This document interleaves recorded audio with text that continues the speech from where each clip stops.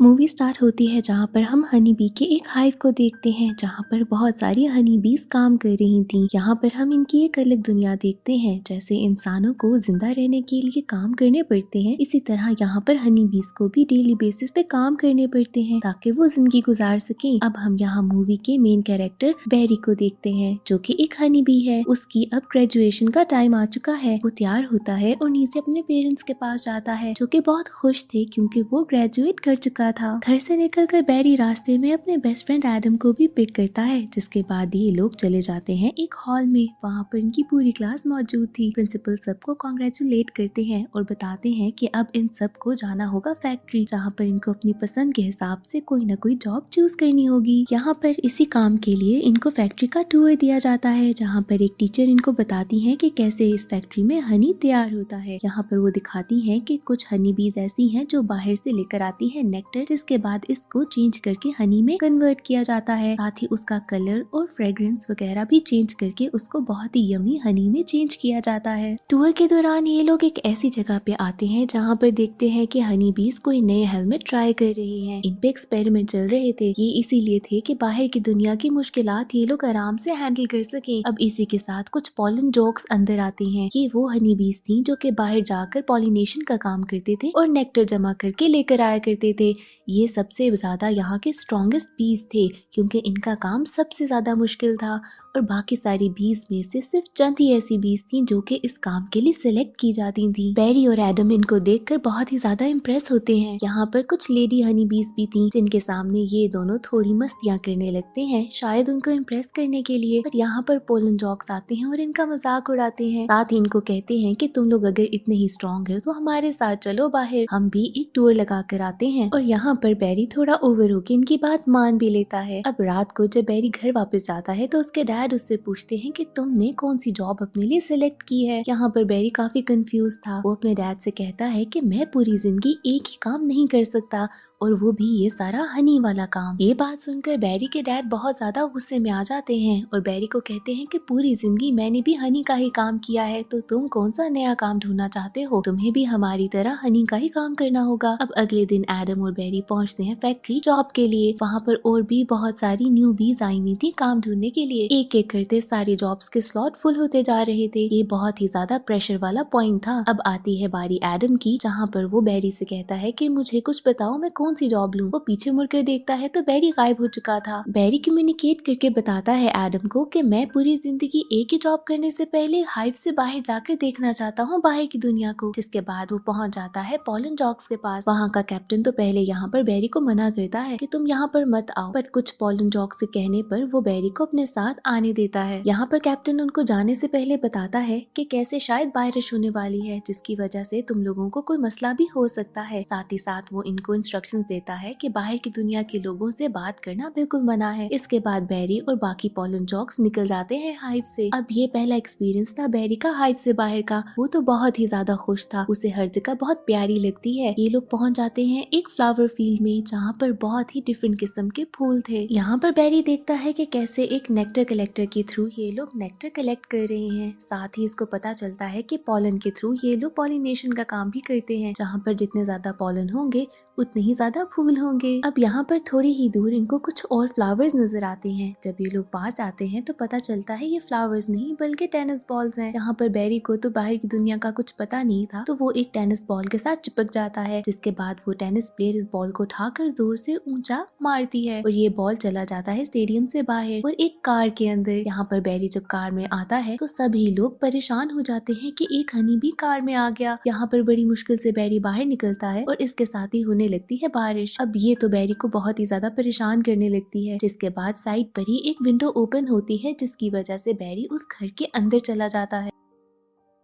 घर में आते साथ ही बेरी एक बल्ब से टकराता है, जिसके बाद उसे कुछ समझ नहीं आती और वो एक आदमी की पुडिंग में जाकर गिरने लगता है। यहाँ पर वो आदमी बेरी को देखता है तो जोर जोर से चिल्लाने लगता है। उसे बहुत ही ज्यादा बुरी लगती थी हनी बीज। यहाँ पर वो बेरी को मारने वाला था, पर इससे पहले कि वो कुछ करता उसकी गर्लफ्रेंड वेनेसा आ जाती है, जो कि बहुत ही ज्यादा काइंड हार्टेड थी। वो अपने बॉयफ्रेंड को रोकती है और बेरी को उठाकर बाहर रख देती है। यहाँ पर बेरी बहुत ही ज्यादा इम्प्रेस होता है वेनेसा से कि कैसे उसने उसकी जान बचा ली है। बेरी सोचता है कि उसे इस लड़की का थैंक यू तो कहना ही पड़ेगा, जिसके बाद वो मौका देखता है कि जब वनीसा अकेली हो। यहाँ पर वनीसा किचन में थी कि बैरी अंदर आता है और उसे हाय बोलता है। अब खुद ही सोच ले, एक इंसान को अगर एक हनी बी बोलते हुए दिखाई दे तो वो क्या करे। यहाँ पर वनीसा बहुत ज्यादा घबरा जाती है और अजीब सा बिहेव करने लगती है। उसे तो पहले यकीन ही नहीं आता कि एक हनी भी उससे बात कर रही है। जब उसे रियलाइज होता है कि ये बैरी ही है तो वो थोड़ा संभलती है। यहाँ पर बैरी उसे थैंक यू बोलता है। इसके बाद वो जाने लगता है तो वेनिसा उसे कॉफी की ऑफर करती है, जिसके बाद ये दोनों बाहर टेरेस पर बैठकर कॉफी पीते हैं और एक दूसरे को जानने लगते हैं और बहुत ही अच्छे फ्रेंड्स भी बन जाते हैं। बैरी अगले दिन जब घर वापस जाता है तो हाइव में वो एडम से मिलता है, जिससे वो हर बात एक्सप्लेन करता है। एडम इसके बाद कहता है कि ठीक है, अब तुमने बाहर की दुनिया तो देख ली, तो अब मेरे साथ जॉब कर लो। लेकिन यहाँ पर बैरी उसे कहता है कि नहीं, मैं ये हनी वाला काम नहीं कर सकता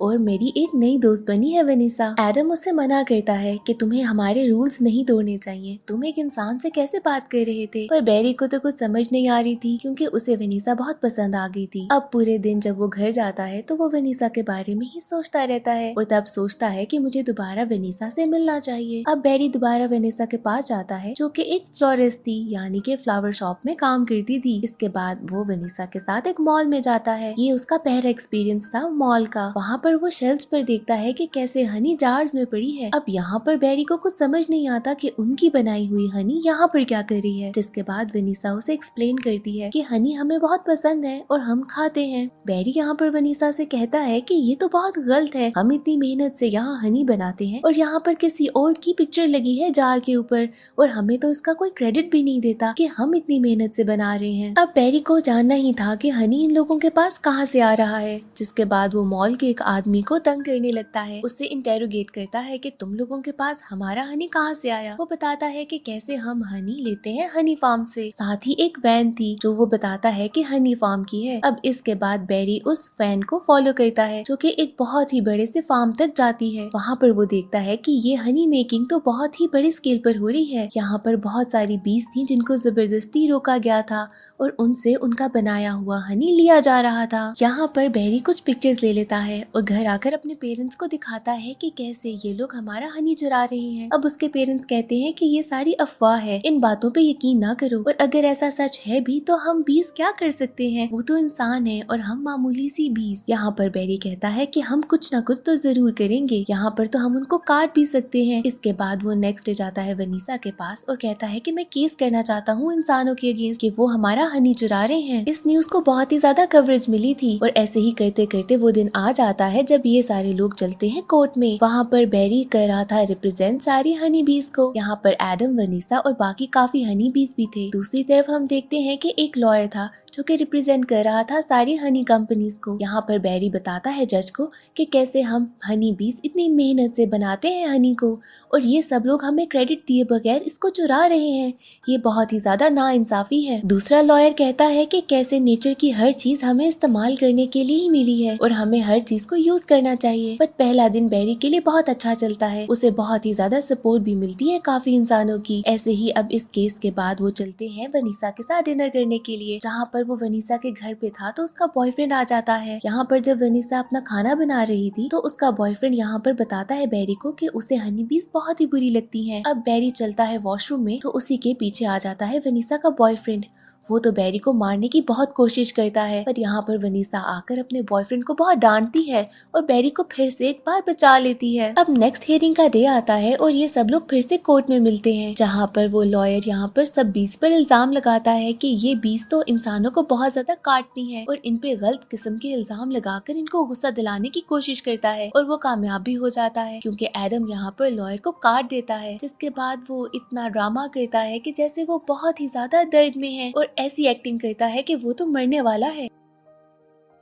यहाँ पर सबको पता चलता है कि जब हनी भी किसी इंसान को काटती हैं तो वो खुद भी बहुत ज्यादा जख्मी हो जाती हैं और एडम के साथ भी बिल्कुल ऐसा ही होता है। वो इतना बुरी तरीके से बीमार होता है कि हॉस्पिटल पहुंच जाता है। अब बैरी कोर्ट में सबको बताता है कि कैसे हनी फार्म में उसने देखा था कि हनी बीज को बहुत ही जहरीली किस्म की गैसेस दी जा रही थी जो उनके लिए बहुत ही ज्यादा खतरनाक है। वो जज से कहता है कि इस सब को रोका जाए क्योंकि हनी बीज के लिए ये बहुत ही ज्यादा खतरनाक चीज है और इसी तरीके से ऐसी बातों से वो केस जीत भी जाता है है। एंड टाइम पे यहाँ पर लॉयर उसे जाते हुए कहता है कि तुम नेचर के खिलाफ कुछ कर रहे हो और ये तुम्हारे लिए ठीक नहीं होगा। इसके नेक्स्ट डे ही सारे हनी फार्म्स को बंद कर दिया जाता है और बाजार में जितनी भी ऐसे प्रोडक्ट्स थे जिसमें हनी थी उन सबको बैन कर दिया जाता है। अब ऐसे ही हनी फार्म से सारी बीज भी आजाद हो जाती हैं और उनको उनका हनी वापस कर दिया जाता है। अब इसका एक फायदा ये था कि सारी हनी बीज को काम नहीं करना पड़ता, वो ना पॉलन का काम करती हैं और ना ही नेक्टर कलेक्ट करने का। सबके सब हनी बीज आराम करने लगती हैं और हम देखते हैं क्योंकि पॉलन का काम नहीं हो रहा था तो आहिस्ता आहिस्ता करते करते सारे फ्लावर्स मुरझा रहे हैं और नया फ्लावर कोई भी नहीं निकल रहा। अब क्योंकि फ्लावर्स खत्म हो रहे थे तो वनीसा को अपनी फ्लावर शॉप भी बंद करनी पड़ती है। बैरी नोट करता है कि उनके पास इतना ज्यादा हनी होने के बाद भी सारे हनी बीज खुश नहीं। वो वनीसा के पास जाता है और उसे बताता है कि पता नहीं ऐसा क्यों हो रहा है, जिसके बाद वनीसा उसे बाहर की दुनिया एक बार फिर से दिखाती है कि कैसे देखो सारे दरख्त मुरझा गए हैं और कोई भी नया फ्लावर नहीं निकल रहा क्योंकि तुमने पॉलिनेशन का काम रोक दिया और शहद बनाना छोड़ दिया था। इसके बाद बैरी को छोड़कर वनीसा कहीं जाने लगती है। बैरी उसे पूछता है कि तुम कहाँ जा रही हो। वनीसा उसे बताती है कि एक लास्ट फ्लावर परेड हो रही है क्योंकि अब दुनिया के सारे फूल तो मुरझा चुके हैं तो ये लास्ट मौका है कि मैं फ्लावर्स को देख सकूं। अब यहाँ पर बैरी को एक आइडिया आता है। वो वनीसा को रोकता है और बताता है कि फ्लावर परेड में तो बहुत सारे फ्लावर्स होंगे और उनमें पॉलन होगा। हम अगर इन फ्लावर्स को चुरा लें तो उसका पॉलन लेके दोबारा से पॉलिनेशन का काम कर सकते हैं और दोबारा से सारे फ्लावर्स निकल आएंगे। अब वनीसा इस आइडिया से बहुत खुश होती है, जिसके बाद ये दोनों छुप कर जाते हैं फ्लावर परेड पे। वहाँ पर ये लोग एक फ्लावर की बहुत बड़ी सी बास्केट को चुरा लेते हैं। इन फ्लावर्स को चुरा कर ये लोग एक प्लेन में लेके जाते हैं जहाँ पर ये लोग आराम से जा रहे थे कि यहाँ पर पायलट अनाउंस करता है कि कैसे मौसम ठीक नहीं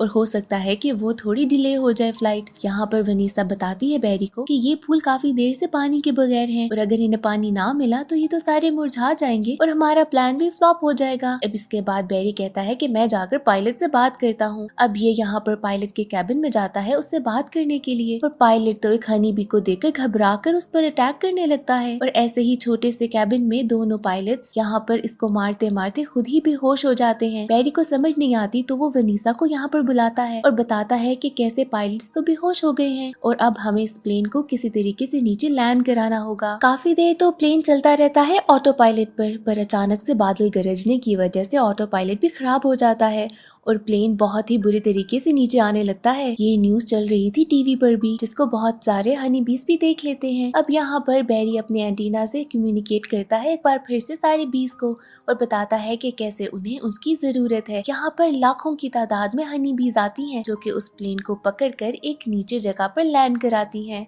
यहाँ पर नीचे भी काफी हनी बीज एक फ्लावर की तरह का निशान बनाकर उनका वेट कर रहे थे, जिसके बाद बैरी इन लोगों को लैंड कराने में मदद करता है और ये प्लेन सेफली लैंड हो जाता है। इसके बाद बैरी सारी की सारी हनी बीज को बताता है कि कैसे हम ही हैं जो कि दुनिया में हनी बनाते हैं और पॉलिनेशन का काम भी सिर्फ हम ही करते हैं। अगर हम ये काम ना करें तो दुनिया तो बिल्कुल रंगों से फारिग हो जाए। इसके बाद वो सबको बताता है कि कैसे मैं कुछ फ्लावर्स लेकर आया हूँ और अगर हमने इसके पॉलिनेशन का काम ना किया तो दुनिया बिल्कुल महरूम हो जाएगी फूलों से। जिसके बाद सारे हनी बी एग्री करते हैं और वो सारा पॉलन लेके जाते हैं और फिर से पॉलिनेशन का काम होता है। इसके बाद हम देखते हैं कि कैसे आहिस्ता आहिस्ता सारे फूल फिर से निकलने लगे हैं। वनीसा भी अपनी फ्लावर शॉप फिर से खोल लेती है और यहाँ पर बैरी एडवोकेट बन जाता है सारे एनिमल्स का, जहाँ पर हर कोई अपनी प्रॉब्लम आकर बैरी को बताता है और इसी तरह से ये मूवी एंड हो जाती है।